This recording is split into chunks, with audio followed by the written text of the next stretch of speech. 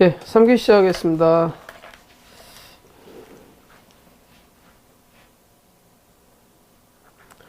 다음 설명 중 가장 옳지 않은 것은 한번 봅시다. 예. 우리가 이제 위법성 조각사유 관한 판례들을 좀 보고 있는데, 예.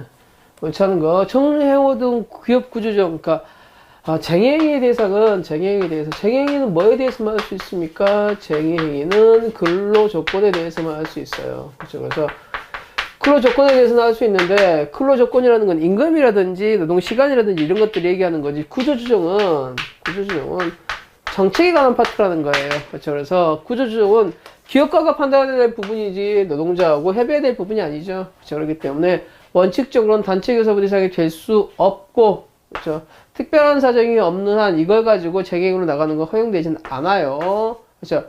하지만 그로 인해서 근로자 의측이나 근로조건의 변경이 필연적으로 수반되는 경우에 한해서 재개행의 목적이 정당화가 인정될 수 있다. 이 부분이 전자 많이 문제가 됐었는데 이거는 판례가 받아들여지지 않습니다. 이 부분이 틀렸습니다. 정리해고는 경영상은 긴박한 이유로 노동자를 자르는 거예요. 그렇기 때문에 노동자의 뭐 근로조건과 관련이 필연적으로 수반될 수밖에 없죠. 그렇죠. 하지만 순수하게 정리해고에 대해서는 판례가 이거는 근로조건이다, 경영판단이다, 경영판단으로 봤습니다. 그렇죠. 그래서 쟁행의 대상이 된다, 안 된다, 쟁행의 대상이 절대 인정할 수 없다라고 봤었어요. 그렇죠. 그래서 답은 1번이 되겠습니다. 그 다음 2번. 회사 직원이 회사 이익을 빼돌린다는 소문을 확인했어요. 회사 직원이 회사 이익을 빼돌리고 있다. 회사 기밀 누설하고 있다. 찾아봐야겠죠. 그래서 파일을 검색하는 것은 뭐에 해당한다? 정당행위에 해당한다. 맞는 문장이죠. 3번. 신문기자가 이렇게 얘기합니다. 그쵸. 이 기업에 대해서 이제 조사하고, 이제 기업가를 만나가지고, 나 만나서 취재 응하지 않으면 내가 취재한 대로 보도하겠어요. 기자가 취재한 대로 보도하는 것은 이거는 정당행위에 당연히 해당하겠죠. 그쵸. 그래서 정당행위에 해당한다. 답은 맞는 문장이고. 그 다음 4번 보겠습니다. 수시침입니다. 원칙적으로 의사의 밥그릇, 그러니까 의사가 아닌 사람이 의료행위를 하는 건 도저히 허용하지는 않습니다. 그쵸. 예. 그런데 예외적으로 이 수지침 사건에 대해서는 이거 수지침 한 봉지를 사가지고 애가 와가지고 이거 좀 놔달라고 하는 거예요. 돈을 받고 돈을 받지 않고 놔준 겁니다. 그렇죠. 그래서 수지침 여기에 대해서 정당히 인정한다, 인정하지 않는다, 인정한다라고 봤던 사안입니다. 그렇죠. 그래서 이 정도 살펴보도록 하겠습니다. 그 다음에 뒤로 넘어갈까요? 4번 보겠습니다. 4번. 다음 설명 중 가장 옳지 않은 것은 피해자가 양손으로 넥타이에 매달립니다. 넥타이에 매달리면 어떻게 하겠어요? 뿌리치겠죠. 이 정도 가지고는 정당에 해당하겠죠. 왜? 목줄을 죽을 수는 없잖아요. 그렇죠. 그래서 정당에 해당하여 적용되지 아니한다. 맞죠? 그 다음 2번. 남편을 상대로 재소행위했어요. 그렇죠. 그래서 남편을 상대로 소송이 제기가 됐는데 남편이 없는 거예요. 행방불명이 되어 있네요. 그렇죠. 그러니까 처가 남편 명의 항소장을 대신했는데 이러면 된다, 안 된다? 안 된다. 민사소송에 대해서는 소송을 승계라든지 여러 가지 다른 절차가 있음에도 불구하고 입으로 이렇게 본인이 하는 건 허용한다, 허용하지 않는다? 허용하지 않는다. 그래서 위법성이 있다, 할 수 없다가 아니라 할 수 있다예요.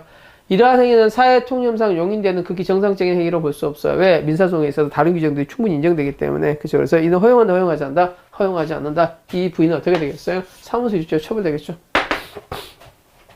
분쟁이 있던 옆집 사람이 야간에 술에 만취된 지 시비를 하여 거실로 들어오려 합니다. 그렇죠. 여러분 집에 어떤 사람이 술 취해 들어옵니다. 그렇죠. 쫓아내야겠죠. 정당히로 무죄이다. 그렇죠.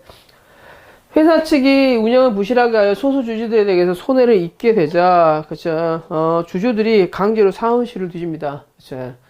여러분, 그 개인 간의 분쟁이 있다 그래서 개인들이 그 회사 쫓아가가지고 막 물건 뒤지는 거 허용되겠어요? 당연히 허용되지 않죠. 법적인 절차에 있어야 되는 거죠. 그렇죠. 그래서 법적인 절차에 하지 이런 사례구제들은 허용한다, 허용하지 않는다? 허용하지 않는다라고 볼 수 있겠습니다.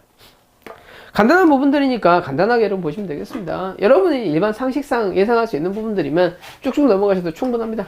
자, 이제 몇 개 특이한 부분만 좀 살펴볼까요? 다음 설명 중 옳게 설명한 걸 한번 봅시다. 강간했어요. 얘가 강간하려고 했는데 여자가 입을 닫으니까 여기 손가락을 집어넣습니다. 그렇죠? 그러니까 여자가 물겠죠. 이걸 무니까 얘가 이제 물리니까 손가락을 빼다가 여자의 이빨을 이제 빠뜨린 경우에요. 그러니까 강간의 기회에 여자애가 이빨이 깨졌으니까 뭐가 되겠어? 강간치상이 되겠지. 근데 애가 뭐라고 주장하는 거야? 아니, 손가락을 이렇게 물리니까 뺀 거예요. 상해 부분은 빼주세요. 제가 강간한 건 인정하는데 강간치상은 아니에요 라고 주장했던 부분이에요. 근데 손가락은 누가 집어넣었어요? 네가 집어넣었잖아. 그래서 이거는 긴급피단이 인정되지 않아요. 왜? 자초한 유난이죠. 그렇죠. 그렇기 때문에 강간치상을 인정한다, 인정하지 않는다? 인정한다. 그래서 긴급피단 인정되지 아니한다. 이것도 맞는 문장이죠.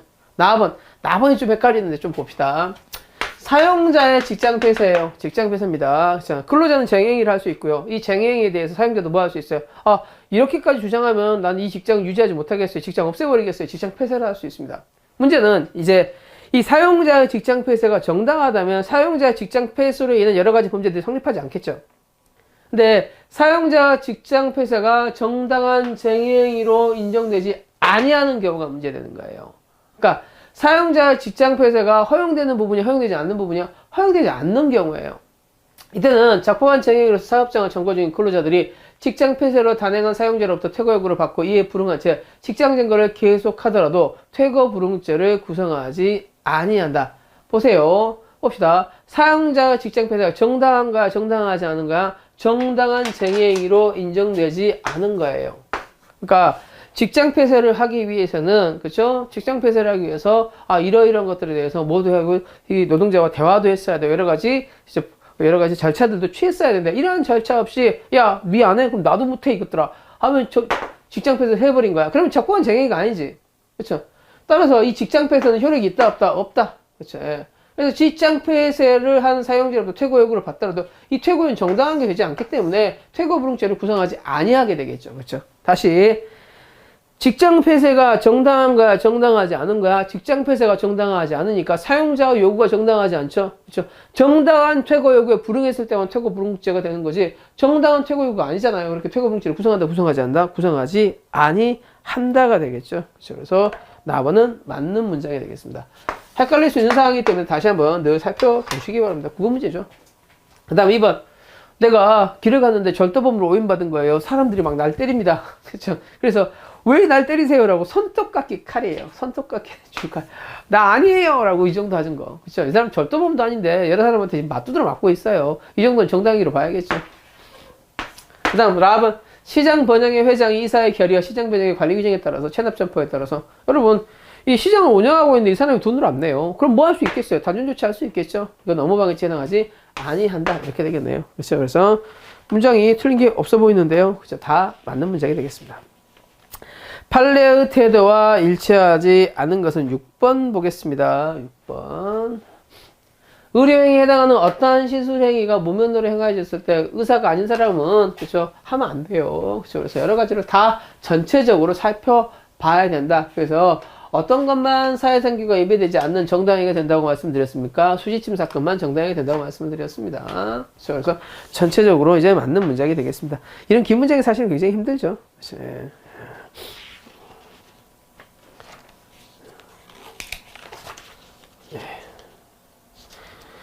그 다음, 니은버. 예, 이거 한번 볼까요? 아까 얘기했던 떡깎으면서 사건이에요. 예. 불법 감청에 녹음을 관여하지 않은 언론기관이 그 통신에 대한 내용을 보도하여 공개하는 게 아까 말씀드렸어요. 그쵸? 예. 떡깎으면서 사건. 그쵸? 예. 그래서 이 떡깎으면서 사건에 대해서 전체적으로 뭐 할 수 있다는 거야? 4가지 요건을 충족한다면 정당행위가 될 수 있다라고 말씀을 드렸습니다. 그쵸? 예. 그래서 첫째, 보도 목적이 불법 감청 녹음 범죄 사실을 저질렀다는 사실 자체를 고발하기 위한 것으로서 그렇죠? 쭉 있어 공적 관심을 대상이 된다고 했어요. 그다음 두 번째, 언론기관이 주도적이어야 해서는 안 된다 그랬죠. 그렇죠? 그래서 주도적으로 관여해서는 아니 되면 이것도 맞는 문장이고요. 그 다음에 공주 소비라고 그랬어요. 최소 침해 원칙을 지켜야 된다고 말씀드렸고요. 그렇죠? 그 다음에 보호된 어득과 그 다음에 얻어지는 이익을 비례의 원칙에 따라서 살펴봐야 된다고 말씀드렸어요.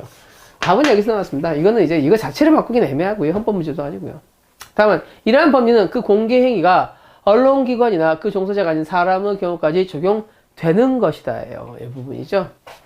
그래서 이따 가끔씩 사건은 두 사람들이 이제 관여가 됐죠. 이제 M본부하고요, MBC하고요. 그 다음에 노회찬 의원이 고 노회찬 의원이 관계가 됐던 부분입니다. 그렇죠? 그래서 이거 명단했던 두 사람인데 두 사람 다 유죄를 받았습니다. 그렇죠? 그래서 둘 다 위법성이 조각된다, 조각되지 않는다, 조각되지 않는다고 봤어요.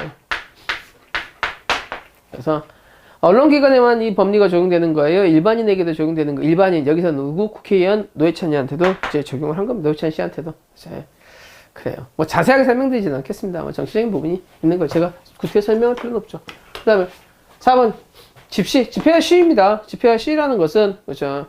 위세를 떨치면서 뭐 하는 거야? 자기 그 말을 하고자 하는 거죠. 언론 출판의 자유에 대해서 밀접한 관여가 있어요. 그렇죠. 그래서, 위력이나 기세를 통해서 불특정 다수인의 의견에 영향을 주거나 제압을 하는 행위이죠. 그렇죠. 그래서, 이때 어느 정도 소음이라든지 통행 불편이 발생할 수밖에 없어요. 그렇죠.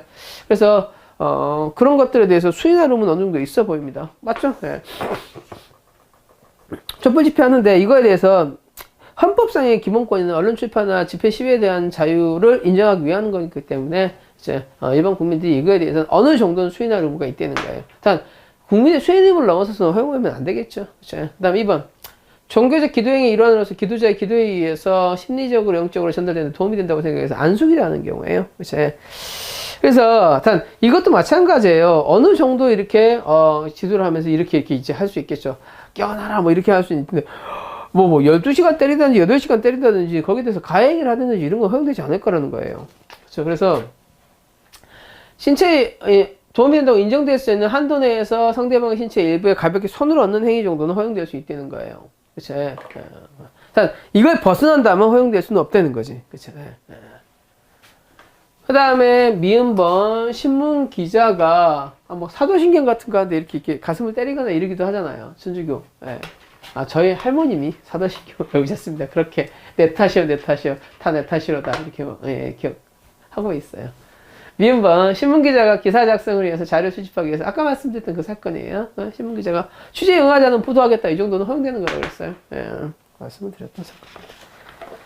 그 다음 뒤로 갈까요? 쟁의행위의 정당에 대해서 다시 한번 살펴봅시다. 쟁의행위가 되기 위해서는 근로조건만 쟁의가 된다고 말씀을 드렸어요. 그렇죠? 정리행위 어떠한 경우에도 우리 판례는 쟁의행위를 보지 않아요. 단체 교섭의 대상이 될 수 없는 상황이므로 이를 달성하는 쟁의행위는 허용할 수 없다는 게 판례 입장입니다. 그렇죠? 그래서 요거 늘 기억을 하시고 쟁의행위 네. 그쵸? 맞죠? 제대로 가고 있네. 7번이요. 네.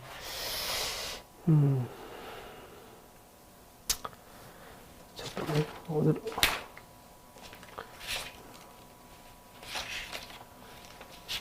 가봅시다. 네. 그 다음에 2번. 그렇죠. 그래서, 정리해고에 대해서는 목적의 정당성을 인정할 수 있다, 없다. 왜? 정리해고는 노동자가 정할 사항이 아니에요. 경영 판단하는 사항으로 보는 겁니다. 그렇죠. 그래서 보시고요. 그죠. 그 다음에 교섭의 대상이 절대 안 돼요. B번. 사용자가 제3자의 공동으로 관리 사용하는 공간을 사용자에 대한 쟁의행위를 이유로 관리자 의사에 반하여 전가한 경우입니다. 그렇죠? 여러분, 쟁의행위는 누구에 대해서 해야 돼요? 사용자에 대해서 해야죠. 그렇죠? 사용자가 아닌 일반인들한테 지나가는 사람한테 하면 돼요? 안 돼요? 당연히 안 되는 거죠. 그렇죠? 그래서 사용자가 제3자 공동으로 관리 사용하는 공간이었어요. 그렇죠? 그래서 여기를 관리자 의사에 반하여 전가하는 경우에는 요거는 주거 침입죄가 성립할 수 있겠죠. 네. 그니까, 그치? 예. 제가 입주한 회사가 이제 다른 회사도 있었단 말이에요. 그쵸? 예. 그래서 근로자들이 이 사용자한테 하는 건 허용되지만 사용자 아닌 제3자의 권리를 침해하는 것은 쟁의행위의 정당성이 인정되지 않고, 그쵸? 그래서 제3자 공간까지 침해하는 건 뭐가 될 수 있다? 주거침입죄가 성립할 수 있다죠. 그래서 요게 틀린 문장이 되겠습니다. 그 다음 10번. 아까 말씀드린 바와 마찬가지예요. 그쵸? 직장을 하는데 재기행위에 대해서, 그쵸? 점거를 하는 거는 어느 정도 허용을 해요. 근데 우리나라에서는 무슨 점검을 허용하는가? 병전적 점검을 허용한다고 그랬어요. 그렇죠? 그래서 관리자를 전적으로 배제하지 않고 니네도 있고 우리도 있는 거는 이건 허용된다는 거예요. 정당한 재기행위다. D번. 사용자의 직장 폐쇄가 정당한 쟁의행위로 평가받는 경우라도 그렇죠? 예. 직장 폐쇄 기간 동안 대상 근로자의 임금의 지급 의무를 면제받는 것은 아니므로 그 기간 동안 임금을 지급하지 아니하였다면 임금 지급에 관한 근로기준법을 위반한 것이다. 이게 이제 문제가 되는데 우리나라는 무노동 무임금 원칙입니다. 그렇죠? 무노동 무임금 원칙이에요.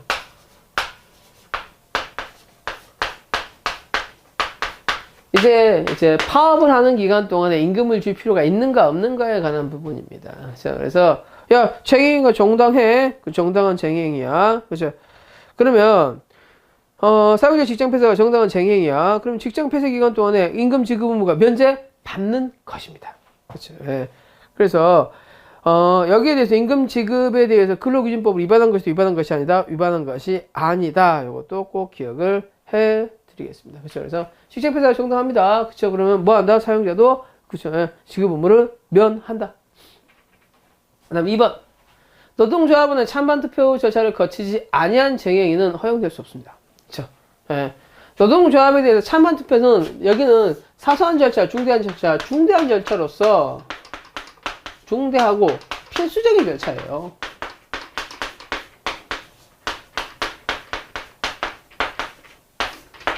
그렇죠. 그래서 요거는 찬반 투표제를 거치지 않았다면 무조건 이거는 정당한 쟁행위가 아니라고 볼 수밖에 없어요. 네, 그렇죠. 어떤 사안이었냐면 여러분 여러분들 이 쟁의에 대해서 찬성하십니까? 물어보니까 야 이렇게 한 거예요. 네, 이건 투표를 한가 투표를 하지 않은가 투표를 안 한 거죠. 다수에 의해서 이거 아니에요. 왜냐하면 반대하는 사람이 그래서 저는 반대입니다라고 어떻게 얘기를 합니까? 그래서 반드시 뭐야 비밀 그렇죠. 비밀 투표 그렇죠. 자유 투표를 거친 다음에서야 뭐 할 수 있어요. 쟁의를 할 수 있게 되어 있습니다. 그렇죠. 그래서 찬반 투표를 안 거쳤다 그러면 뭐가 되는가? 무조건 위법이 되는 겁니다. 그렇죠. 네. 8번 보겠습니다. 8번. 맞아요? 맞네요. 정당행위에 대해서 위법성이 조각되는 경우만 모두 모은 것은 시장 번영의 회장이 일부 점포들에 대해서 시장 번영에 정한 상품 진열 관리 규정 위반 사실을 알게 되었어요. 이게 뭐냐면 상품을 진열을 하는데 이게 천장이 있으면 이 천장에 가깝게는 못하도록 돼 있어요. 요새 다 천장이 생겼죠. 왜냐하면 여기에 천장에 물건을 쌓아두게 되면 이게 불타서 올라가서 이렇게 불이 붙어버리면 시장 전체에 붙여버리겠죠. 그렇죠? 그래서 아니 진열을 하는데 간판을 그 위상으로 달지 마세요라고 했더니 그 위상으로 달아버린 거예요. 그렇죠? 그러면 이게 깨져버리면 스파크에 의해서 전체가 불이 날 수 있기 때문에 단전 조치를 한 거야. 이건 정당이니까 당연히 인정되죠. 그래서 관리 규정을 위반한 경우에 그렇죠? 정당인은 인정할 수 있다. 관리 규정에 상당성이 있다는. 그 다음 님번. 여러분의 새 차에 어떤 사람이 열쇠질하고 지나갑니다. 잡았어요. 흔들었습니다. 그렇죠? 14일 흉부철과성 정도는 입힐 수 있잖아요. 이 정도는 맞을 수 있다는 거예요. 그렇죠? 그래서 이 정도는 정당에 해당한다는 거예요. 디귿번. 단순한 수시침 정도를 넘어서면 안 돼요. 그렇죠? 그래서 수시침만 된다 그랬죠? 안 되고. 4번. 쟁의행위의 찬반 투표 실시를 위해서 근무 시간 중에 노동조합이 총회를 개최하고 3시간에 걸쳐서 투표를 하는 행위입니다. 뭐 3시간에 걸친 투표가 긴 것인가 짧은 것인가 사실 문제가 되겠죠. 그렇죠? 쟁의행위를 하기 위해서는 투표를 해야 되는 거고 투표를 하는데 3시간 정도 걸린 것은 쟁의행위에 수반되는 행위에서 충분히 허용될 수 있는 거라고 보셔야겠어요. 그래서 뭐 조합원들이 많으면 3시간 정도 뭐 이제 설명을 하고 그래서 투표하고 투표 결과 발생하는데 3시간 정도는 이거는 쟁의행위에 포함되는 범위 내다라고 판례가 판시했던 경우입니다. 그렇죠? 뭐 이렇게 볼 수 있겠고요. 그 다음에 뒤로 봅시다. 그쵸? 그 다음에 정음중 정당행위에 해당하지 않는 것은 그쵸? 신고 없이 시방법 하나로 3보 1배. 3보 1배가 문제됐던 경우죠. 3보 1배는 3번 꼭 한번 절하는 건데 이 정도 가지고는 정당행위 될 수 있죠. 네. 행진이라는 3보 1배는 행진에 의해 완전히 벗어난 방법은 아니라는 거예요. 걸어가고 있잖아요. 그쵸? 네. 어찌됐다. 천천히 가고 있지만 시장 번영에 대해서 이사가 결의와 관리 규정에 따라서 체납 점포에 대해서 단전하는 거. 그렇죠? 돈 안 내는 사람 단전할 수 있죠. 예. 관리 규정이 현저히 잘못된 관리 규정이다. 뭐 한 달 안 냈으면 무조건 끊는다. 이 정도가 아니라면 이 정도 단전 조치는 허용할 수 있는 거야겠어요. 3번이죠. 여러분 간통 현장을 직접 목격하고 그 사진을 촬영하기 위해서 상간자의 주거에 침입하는 것은 허용한다, 허용하지 않는다? 허용하지 않습니다. 이거 경찰이에요. 아니죠. 그래서 자기가 이제 간통 현장을 직접 목격하고 그 사진 촬영을 해서 그 집을 들어가는 건 허용한다, 허용하지 않는다? 허용하지 않는다는 거예요. 그게 판례 입장입니다. 그렇죠? 단 이제 뭐 사인의 위수정이 형사법에 문제가 될 수는 있겠는데, 그렇죠? 지금은 뭐 간통 자체가 형사 범죄가 아니기 때문에 더군다나, 그렇죠? 그래서 요거 이거 넌 여름 받겠지만 그렇다 그래서 들어가는 것까지도 허용한다, 허용하지 않는다? 허용하지 않는다는 게 판례 확고한 입장입니다. 그렇죠? 그다음. 골프클럽의 경기 보조원들이 구직 편의를 위해서 제작된 인터넷 사이트에 이제 캐디들에 대해서 뭐 했던 거예요? 이제 운영상의 불합리성을 비난하는 글을 게시했던 경우입니다. 그죠? 경멸치 표현을 했습니다. 그죠? 예. 이 정도는 이제 좀 설명을 드리면 이제 뭐 이제 신체적 접촉 같은 게 있었는데 이제 캐디가 항의한 캐디를 잘랐던 경우예요. 그러니까 이 캐디가 뭐라고 하겠어요? 그 클럽 이거 캐디들에 대해서 이런 것들도 이렇게 규제하더라라고 올린 거예요. 할 수 있는 말이잖아요. 그렇죠? 그래서 이 정도, 그래서 이거는 정당행위가 될 수 있다라고 했던 부분입니다. 좀 기억을 해두시고요. 그 다음에 10번 보도록 하겠습니다. 10번. 예. 파업 실시에 따른 찬반 투표를 실시하지는 않았으나 노동조합이 조합원의 맞죠? 예. 위법성이 조각되지 않는 걸 찾아봅시다. 지금 쟁행위를 하기 위해서는 반드시 찬반 투표를 실시하라 그랬어요. 실시하지 않았죠. 그렇죠. 이거 자체가 위법이지 이미. 그래서 이거는 위법성이 조각되지 않겠네요. 그 다음에 2번 임의동행을 요구하면서 손목을 잡고 불법 체포죠. 임의동행인데 뒤로 꺾어서 올리는 불법 체포죠. 그죠? 불법 체포에 벗어나기 위해서 폭행을 했네요. 그럼 뭐가 될 수 있어요? 정당방위가 될 수 있겠네요. 상간자, 여러분 경찰이 아닙니다. 그쵸? 그래서 상간자 의심된다. 그래서 나무 집 들어가면 돼요? 안 돼요? 안 되죠. 그 다음에 번영회 관리 규정에 따라 단전 조치하는 거 된다라고 말씀드렸어요. 미음번 고소로 인해서 조사받는 것을 따지기 위해서 야간에 피고인 집에 침입합니다. 여러분 집에 그쵸? 어떤 사람이 침입했어요. 그래서 못 들어오게 이제 문짝을 잡고 실감이라다가 문짝에 떨어져고 다쳤어요. 이 정도는 뭐가 되겠어요? 정당방위가 될 수 있겠죠. 그래서 정당방위가 될 수 있겠습니다. 그렇죠. 그래서 요거 정당행위를 인정할 수 있는 것, 위법성이 조각되는 것은 니은, 리을, 미음 3개가 되겠습니다. 이제 우리가 정당방위까지 봤습니다. 그렇죠. 예, 이제 정당행위 위법성까지 끝냈고 이제 책임을 좀 살펴보도록 합시다. 뭐 1시간에 위법성 하나, 1시간에 책임 하나 지금 뭐 거의 이 수준인데 어쩔 수 없어요. 예. 시간이 많이 있지 않아서. 예. 잠깐만요. 쑥 지나가 버렸네요. 우리가 법률 착오에 관한 규정들을 좀 살펴보도록 합시다. 책임에 관한 것들. 책임에 관한 것들을 하기 전에 법이 2018년 12월 21일자로 법이 개정된 게 하나 있어가지고 이걸 좀 알고 가셔야겠어요. 예. 갑자기 개정이 돼서. 예. 이제 심신미약에 관해서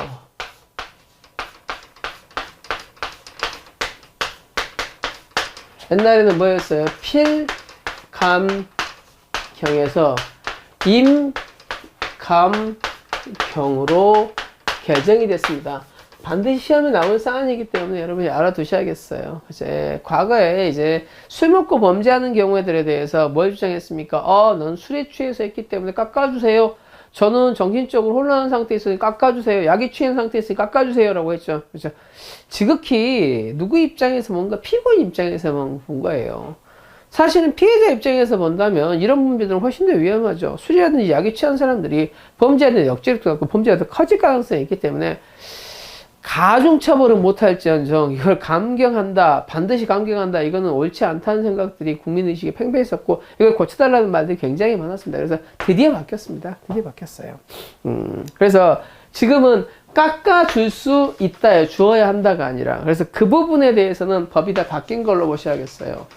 법이 갑자기 바뀌어서 그 바뀐 날로부터 바로 30일 후에 시행하는 걸로 했거든요. 그렇죠. 그래서 이제 20일, 30일이 지나서 11월 21일 날인가 이게 법이 바뀌고 공포 20일 날 시행되는 걸로 해서 12월 17일자인가 아마 법이 시행되는 걸로 기억하고 있습니다. 그래서 법이 개정된 부분하고 그 최신 판례 부분들은 프린터를 올려드릴 테니까 한번 좀 보십시오. 한번 봅시다. 책임에 관한 다음 설명 중 가장 옳지 않은 것은 이거 봅시다. 음주운전을 할 의사를 가지고 음주에 만찬에 운전을 하여 교통사고를 일으켰어요. 이건 원인에 있어야 자연은 과실에 의한 원자죠.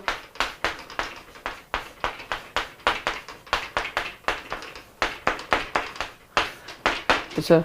이미 그 행위를 할 줄 알고 책임 분리 상태에서 그 행위를 할 줄 알고 그 행위를 범했다면 책임에 관한 규정을 적용하지 않는다. 그러니까 술 먹으러 나가면서 차 끌고 나갔으면 올 때 음주운전할 거 충분히 예상할 수 있었잖아요. 그렇죠. 그래서 그러면 애는 깎아준다 안 깎아준다? 안 깎아준다 할 수 없다. 맞는 부분입니다. 2번 판례는 법률을 착오에 대해서 법률을 모르는 거에 대해서 별로 깎아주고 싶은 생각이 없어요. 그렇죠? 야, 왜 법을 몰라? 법을 충분히 할 수 있는데 절 찾아보면 모르면 변호사로 찾아가면 되잖아. 이렇게 생각하는 거예요. 그래서 법률을 모르는 거 누구 책임으로 보는 거야? 네 책임으로 보는 거예요. 그렇죠? 그래서 법률을 무죄는 법률 착오에 해당하지 않는다. 그래서 정당한 이유를 불문하고 처벌해버립니다. 판례는. 그렇죠? 그래서 법률을 무죄, 법률을 몰랐어? 네가 모르는 거 네 책임이지. 그렇죠? 그래서 처벌하는 거예요. 그다음 형법상의 친족에는 사실혼 관계를 포함한다, 포함하지 않는다. 절대 포함하지는 않습니다. 그렇죠?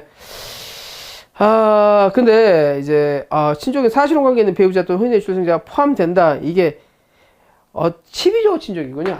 그래요. 12조 친족. 요걸 좀 봅시다. 이건 판례가 있는 건 아닌데 보통 친족의 범위 내에는 법률상의 친족만을 얘기하는 게 맞아요. 예. 근데 강요된 행위라는 건 이런 거죠. 그렇죠? 네 가족을 죽이겠어. 네 가족을 살리고 싶으면 내 말을 들어. 이게 강요된 행위죠. 이거 내가 사실성을 내 자식이라고 한다면 이러한 협박에 그렇죠? 내가 위축될 수 있겠어요? 그래서 있죠. 그렇죠? 그래서 피고인에게 유리한 부분이기 때문에 그렇죠? 좀 넓게 해석했던 경우 같습니다. 판례가 있진 않아요. 판례가 있진 않습니다. 그렇죠? 그래서 요거 좀 보시고 그 대신 이건 상대적으로 좀 보시고 4번으로 보셔야겠습니다. 4번. 그렇죠? 피강요자 행위.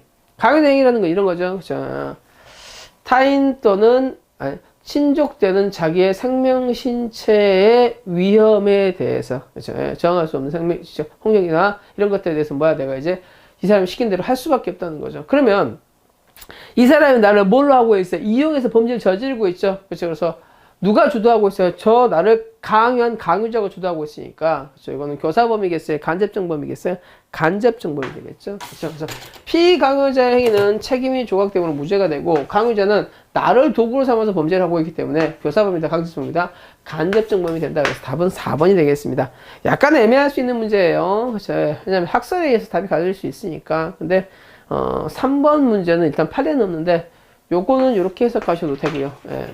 예. 12조 친족 강요된 행위는 넓게 볼수록 피고인에게 유리하기 때문에 여기 친족에는 사실상의 친족도 포함한다. 대부분의 친족은 사실상의 친족 포함하지는 않습니다. 그죠? 4번 비강요자 내가 이제 국가 기밀을 내가 빼내고 있어요. 왜? 안 그러면 내 가족을 죽인다 그러니까. 그렇죠? 이건 누가 주도하고 있어요? 제가 나를 협박해서 주도하고 있으니까 누가 강요자가 간접정범 나는 뭐가 되겠어요? 그렇죠? 강요받아 책임을 면제 받아서 무죄가 되겠죠. 이렇게 되겠습니다.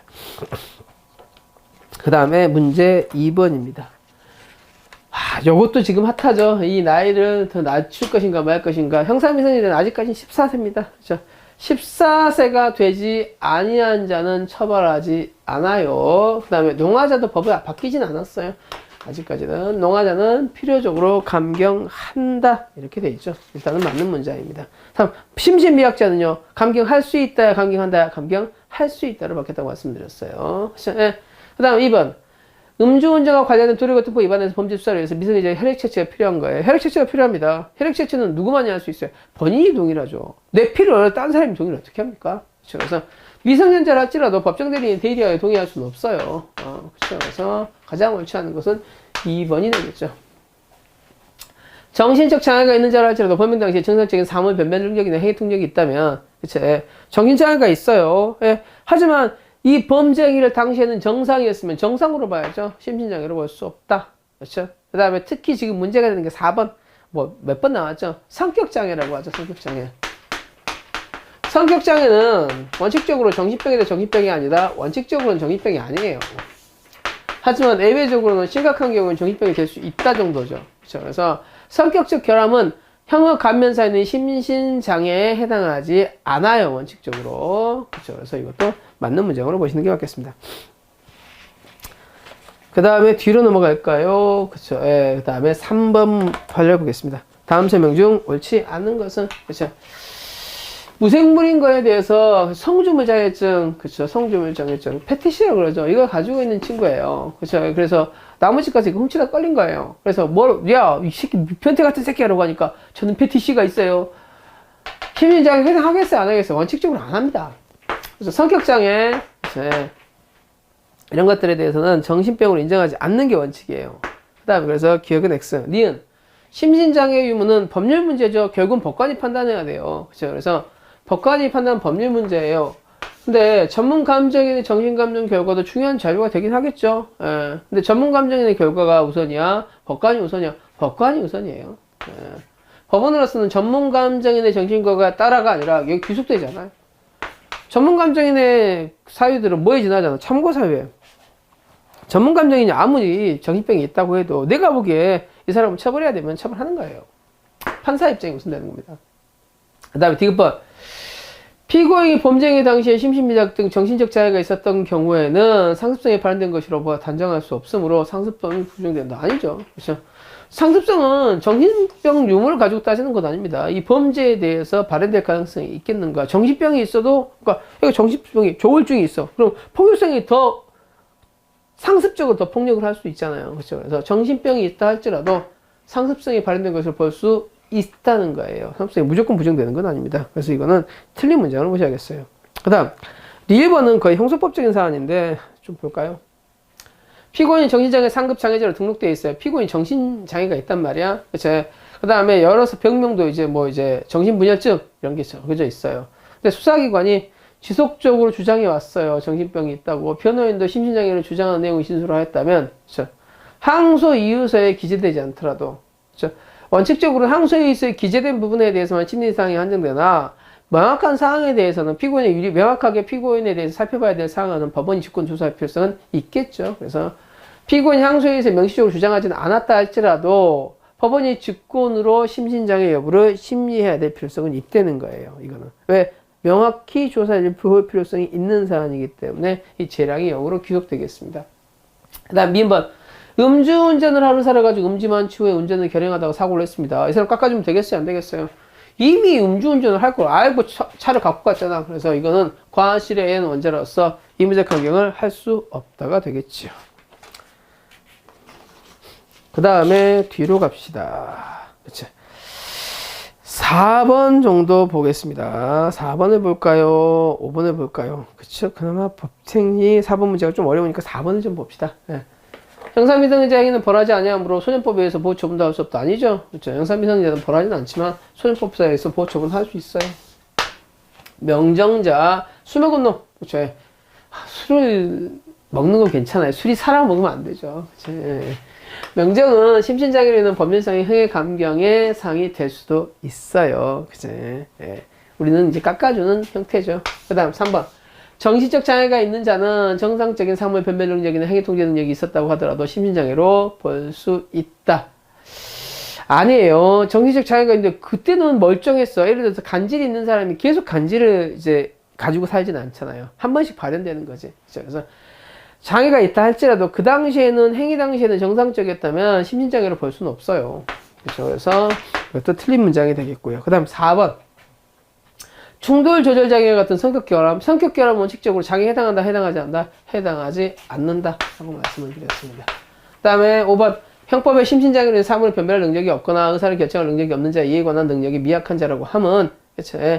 심신장애에 있는 상태에 있는 사람을 말하고 있는 자는 단순히 그 장애 정도의 강약의 차이가 있을 뿐이다. 그쵸? 그래서 심신장애에는 뭐뭐가 포함되는 거예요? 심신상실. 완전히 이제 정신 판단 능력이 없으면 심신상실. 이제 그게 미약하면 심신미약. 이렇게 이제 볼 수 있겠죠. 심신상실은 뭐가 되고요? 그러면 책임이 면제가 되고 심신미약은 감경할 수 있다 정도가 되겠죠.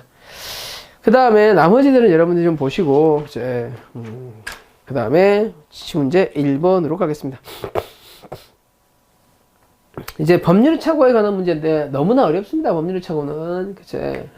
법률 착오는 사실에 관한 착오가 아니라 뭐에 관한 착오예요? 가치 판단에 대한 착오예요. 그치? 그래서 예를 들어서 뭐 설명드리는 건 뭐 여러 가지 방법들이 있는데 이걸 다 설명드리긴 뭐하고, 어떤 거 얘기할까요? 지난번 최근에 가장 대표적인 사안 중에서 모 판사가 이제 놀러 갔었죠. 놀러 갔었는데, 그죠. 아이를 이제 그 차에 두고 내렸던 사건이 있었죠. 과민가 갔었을 때. 예.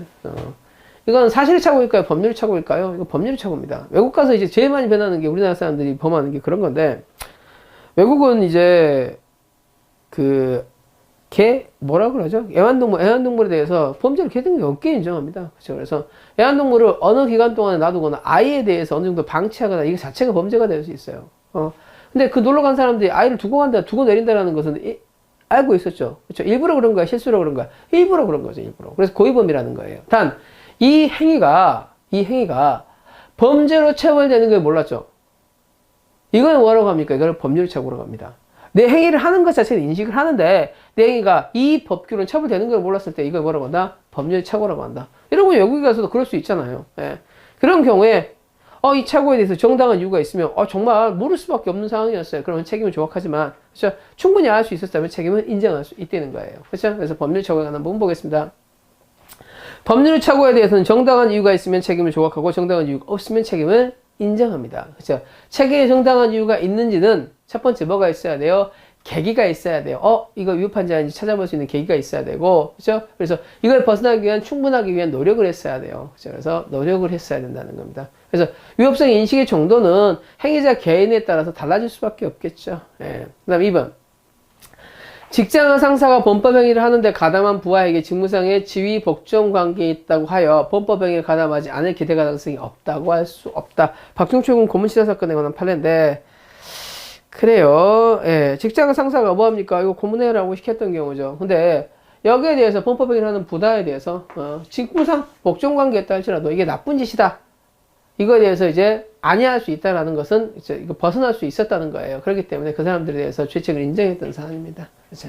범법행위에 가담하지 않을 기대 가능성이 없다고 할 수 없다. 참 표현이 애매하죠. 실제 애매하죠. 실무상으로는 애매하겠죠. 예, 근데 당연히 이제 안 해야 된다라는 거죠. 그런 나쁜 행위에 대해서 나는 거부한다라고 했어야 된다는 거죠. 3번. 유죄 판결이 확정된 증인이에요. 그렇죠? 공범인데, 그렇죠?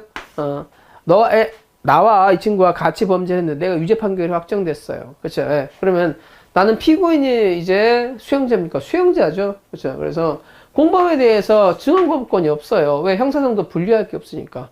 증언 거부권이라는 것은 내가 형사상 분리할 여유가 있을 때 증언 거부권이라는 건 있는 건데 이미 이 사람 확정 판결을 받은 사람이니까 증언 거부권이 없어요. 예.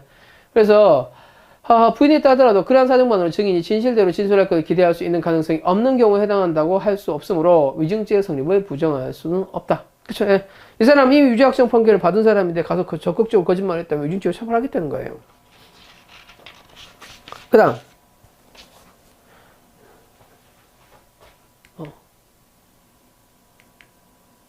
네. 4번. 피고인이 음주운전을 한 의사로 아까 했었죠. 그쵸? 그래서 음주운전할 의사로 차를 가져갔으면 사고 난 거에 대해서는요, 깎아주면 되겠어요? 안 되겠어요? 심신장애로 감경할 수 없다. 맞는 거죠. 그 다음에 5번. 아까 말씀드린 바와 똑같습니다. 네. 소화기호증. 소화기호증. 이 사람은 소화기호증은 성격질환이라고 얘기하지만, 깎아주겠어요? 원칙적으로 안 깎아주겠어요? 원칙적으로 안 깎아준다는 거예요. 다만, 해당하지 않아요. 원칙적으로 심신장애. 이게 너무 심해요. 다른 거와 결합해서 충분하게 이게 정신병이 될 수 있어요. 그럼 깎아줄 수도 있다는 거예요. 그렇죠? 예. 그래서 성격적인 원칙적으로 깎아준다, 깎아주지 않는다, 깎아주지 않는다. 근데 예외적으로 깎아준다 그랬어요. 예, 그렇죠. 예. 그래서 답은 1번이죠. 1번. 예, 1번인데 유법성 인식은 행위자에 따라 이거 미안해요. 1번은 쓱 지나갔군요. 법률 착오에 대해서 유법성 인식의 필요고 노려한 정도는 그죠? 개인마다 달라진다는 거예요. 아까 말씀드렸죠. 예를 들어서 법률에 대해서 전문가하고 비전문가하고 그죠? 예, 법률 착오에 대한 인식 평가가 다를 거고 그죠? 아까 말했던 외국에 나가 있는 거, 외국에 나갔을 때는 우리가 외국에서 처음 금지되는 걸 모르지, 그렇죠? 근데 외국에 자주 나갔던 사람하고 처음 나간 사람하고, 그렇죠? 그 다음에 젊은 사람하고 그 어르신들하고 또 다르겠죠. 그렇죠? 달라질 수밖에 없다는 겁니다. 왜 이 말을 하냐면 저희 할머니가 이제 캐나다에 놀러 가셨는데 캐나다 놀러 가죠. 저희 할머니는 나이가 굉장히 많으시잖아요. 그래서 가서 이제 우리 손자 고추 한번 만져보자 이렇게 만준 거예요. 그렇죠? 할머니는 손자 고추를 만준다는 생각을 가지고 있잖아요. 고의는 있잖아요. 근데 할머니는 뭐야 이 정도는 허용될 수 있다고 생각한 거야. 이게 뭐야? 이게 법률 착오라는 거예요. 근데 이게 만약에 일반인이 그렇게 만졌으면 이거는 정당한 이유가 무조건 없겠죠. 그래서 처벌되겠지만 저희 할머니를 정당한 이유가 있다고 봐야 되지 않을까요? 그래요? 모르겠어요. 그렇죠. 그래서 실제로 그것 때문에 경찰이 오고 그래서 난리가 났던 적이 한 번 있습니다. 그 다음에 법률 착오에 대해서 다음 설명 중 가장 옳지 않는 것은 얘기는 했었고요. 그렇죠. 그럼 뒤로 갑시다. 가장 옳지 않은 거, 그렇죠. 법률 착오. 공무원이 그 직무에 관해서 실시한 봉인이에요. 공무상 표시 무효죄에 관한 거예요. 예. 그래서 이 사람이 이 압류딱지 나 돈 다 갚았으니까 효력이 없다고 띄워버리는 거예요. 그러면 야 누구한테 물어봤어야 돼? 이 법적 절차가 진행되고 있는데 법무사나 아니면 법원공무원한테 물어봤어야 되는 거죠. 그래서 정당한 이유가 있다 없다? 없다. 충분하게 조회할 수 있는데 조회를 안 했죠. 그 다음 2번 관할 과청이 허가를 받지 않고 주택을 건축했어요. 그죠? 허가를 받아야 되는 지역에서 허가를 받지 않고 했네요. 그죠? 요거는 관련 공무원한테 물어보면 충분히 내용을 받을 수 있는데 관련 공무원한테 물어보지 않고 건축업자한테 물어봤잖아요. 충분한 조회를 한 겁니까? 하지 않은 겁니까? 하지 않은 거죠. 착오에 대한 정당한 이유가 없게 되겠습니다. 정당한 이유가 없어요. 정당한 이유 있는 거 위주로 외우시는데. 그렇죠? 단 3번. 의정보고서 사건이죠.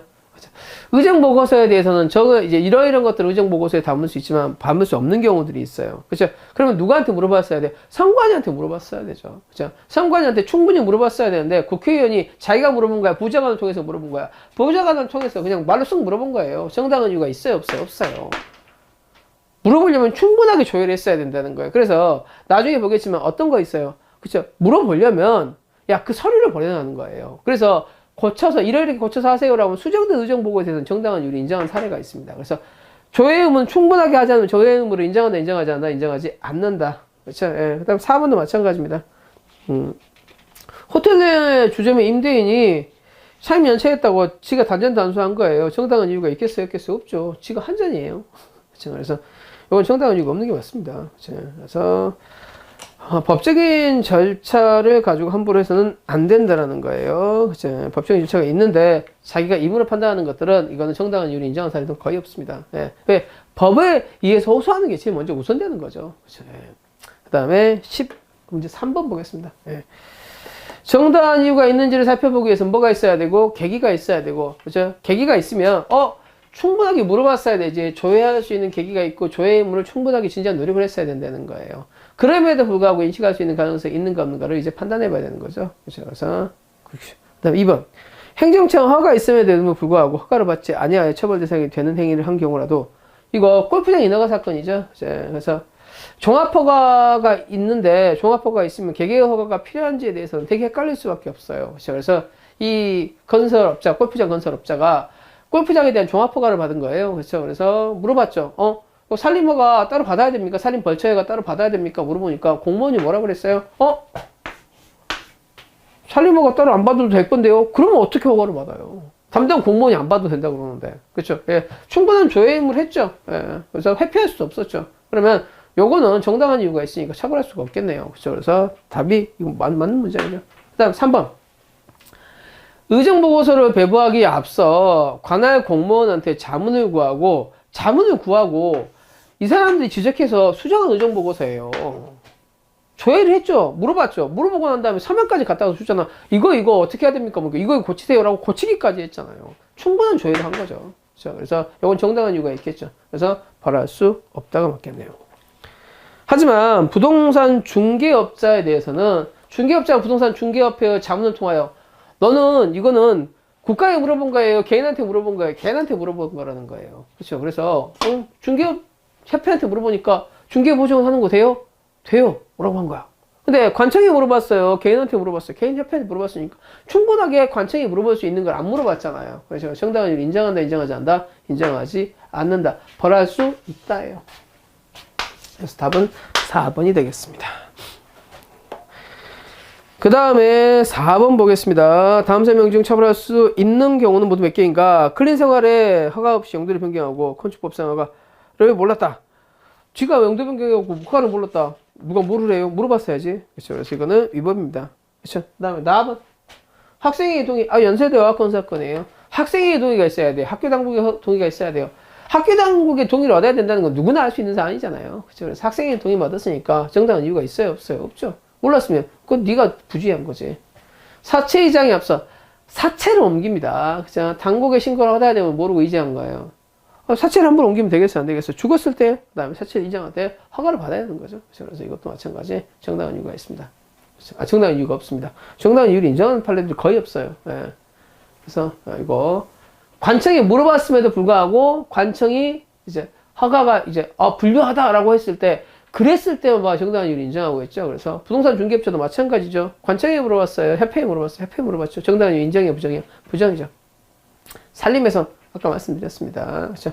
담당 공무원한테 물어봤는데 담당 공무원이 필요 없대요. 그럼 더 이상 어떻게 해요? 그렇죠? 최대한 물어본 거죠. 정당한 이유가 있다고 말씀드렸습니다. 이제 기대 가능성으로 가겠습니다. 기대 가능성에 대한 다음 설명 중 가장 옳지 않는 것은 1번 아까 했던 거예요. 그렇죠? 적법행위에 대한 기대 가능성입니다. 그렇죠? 나쁜 놈이라고 하기 위해서는 적법행위를 기대할 수 없는 상황이어야 된다는 거예요. 그렇죠? 그래서 자신이 강도 상해범을 일관되게 부인하였을 때 유죄 판결이 확정된 피고인이 별건을 기소된 공범 형사사건에서 아까 했던 거. 그렇죠? 이미 자기는 유죄 확정 판결을 받은 애가 가서 뻔뻔하게 위증하고 있습니다. 그렇죠? 적법행위 기대 가능성이 있어요, 없어요? 충분히 있음에도 불구하고 하고 있어요. 유증죄가 성립하겠죠. 답은 1번에서 나왔네요. 그렇죠. 예. 그 다음에 2번. 여러분, 우연히 답을 알았어요. 우연히 답을 알았으면 우리는 암기할 수밖에 없죠. 그렇죠. 그래서 이건 정당한, 적법행 기대가, 적법행위는 뭐야? 여기 답안지가 떨어져 있네요. 저희는 이거를 이제 외웠지만 이걸대로 보지 않겠습니다. 이거 말도 안 되는 일이죠. 그렇죠. 그래서 적법행위는 정당하게 시험을 보는 거지만 이 사람이 일부러 답안지를 빼는 게 아니라 우연히 얻었다면 이건 어떻게 되겠어요? 이거는 정당히 인정할 수 있겠습니다. 3번. 양심적 병역 거부입니다. 양심적 병역 거부. 양심상의 결정이 적법행위로 나아갈 동기에 요걸 좀 정리하고 갑시다. 양심적 병역 거부.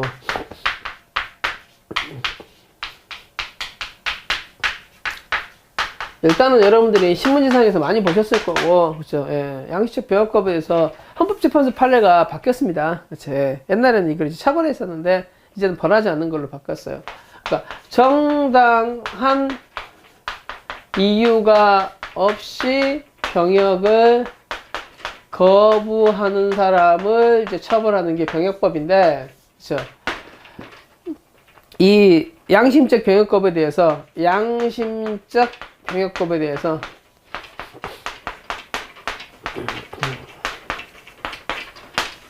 이게 진지한 양심적 표현이라면 양심적 행동이라면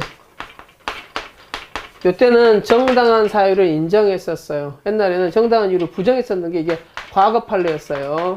그렇죠? 근데 진지한 양심적 행동이라면 정당한 이유를 인정해서 구속요건 자체를 이제 없는 걸로 봤습니다. 그래서 병역 거부에 대해서 옛날에 여와 증인입니다. 저는 총은 절대 싫어요. 그래서 병역을 거부하겠습니다. 라고 하면 이제 철컹철컹이었는데 지금은 이게 정당한 이유가 있는 걸로 보는 거예요. 왜냐하면 이제 종교 자유라든지 양심 자유가 굉장히 중요하기 때문에 그게 이 사람이 절실한 상황이라면 이걸 가지고 형사적으로 처벌하지는 않겠다는 거예요. 뭐 전 세계 법제들이 다 그러니까 그렇게 갈 수밖에 없는데 이제 이걸로 인해서 이제 뭘로 가겠어요? 대체복무로 이제 가겠다. 단 양식 병역 거부한 사람은 뭘로 처벌하지는 않겠다. 형사 처벌하지는 않겠다라는 게 이미 이제 대법원 판례로 올해 11월에 이제 출제가 이미 되어 있는 상태입니다. 그렇죠? 그래서 양식 병역 거부 지금은 구속요건 자체를 인정한다 부정한다. 구속요건 자체를 부정해 버립니다. 예. 정당한 이유 없이 병역을 거부했을 때만 양식적 병역 거부가 되니까. 그 다음에 이걸 어떻게 입증할 것인가는 형사법상 문제도 있는데, 그건 나중에 형사법 선생님한테 이제 배워두시고, 그렇죠. 여기까지 보고 이제 나중에 여러분들이 좀 자세히 봐두시기 바랍니다. 뒤에 갑시다. 직장을 상사가 불법행위를 하는데 가담한 부하, 그렇죠. 같이 했죠. 그래서 적법행위 기대 가능성이 있다, 없다? 있다. 그렇죠. 그래서 처벌할 수 있다라고 봤습니다. 그렇죠. 그 다음에 미수범에 관한 건데, 그쵸? 예. 실행에 착수에 관한 문제들이 꽤 있는데, 몇 개만 할까요? 미수범에 관한 것 중에서 실행에 착수에 관한 거, 미수, 원칙적으로 행위는 있으나 결과가 발생하지 않은 걸 뭐라고 한다? 미수라고 한다. 그쵸? 예. 몇 개만 하겠습니다. 전체는 다 할 수 없고, 내일 미수하고, 예. 형법상 기술을 처벌하는 것을 원칙으로 하며, 미수를 처벌하기 위해서는 반드시 미수무 처벌 규정이 있어야 한다. 이렇게 되어 있는데, 예. 미수범사의 설명 중 가장 옳은 것은, 그쵸? 원칙적으로 사람을 살해한 사람을 처리한다고 돼 있죠. 사람을 살해를 실패한 사람을 처벌하는지도 않잖아요. 그렇죠? 그래서 뭐가 있어야 된다고 그랬어요? 처벌 규정이 있어야 됩니다. 장애미수는, 실행의 착수는 있어야겠죠. 실행의 착수는 요건이 아니라 이게 틀렸네요. 그죠?